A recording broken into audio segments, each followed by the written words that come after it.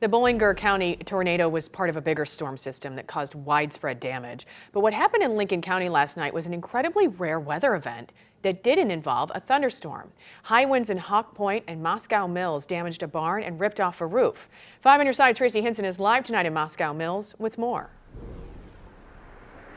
Alrighty, Ann. So I was here last night shortly after it happened. Everyone and the dogs made it out safely. Now, I did catch up with the homeowner today, and he has an interesting theory for what happened, and I think he's right. So the winds came out this direction. They went right through his carport. When they hit the carport roof, then they had nowhere to go but up, so they tore the roof back. Now, this was part of a very small micro-scale event, and it's a rare one, so let's get into how it happened. The wind was just howling really bad. Windy, but not storming and not raining.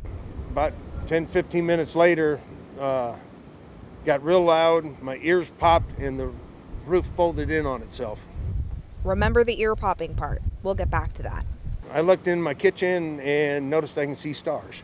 His house is the only structure in Moscow Mills that got hit, and it was one of the first reports to come in. That just kind of started everything. On his way in, he saw this.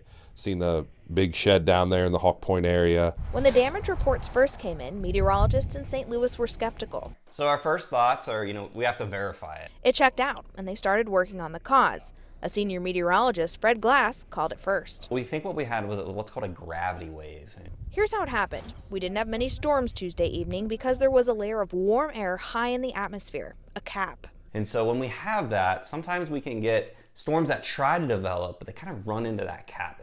They get there and then they run into that cap. Well, the reason that they don't really succeed is then they get kind of pushed downwards. It happened fast and forced strong winds down to the surface. That's what we, your St. Louis meteorologists, believe happened. I can't say 100% that's what it was. Again, as you mentioned, we're still evolving the science on gravity waves. Now remember that part about the ear popping. That is a sign of a gravity wave. It's a drastic change in pressure, so it's very similar to if you were ascending in an airplane very quickly and you have to pop your ears. It gets uncomfortable there.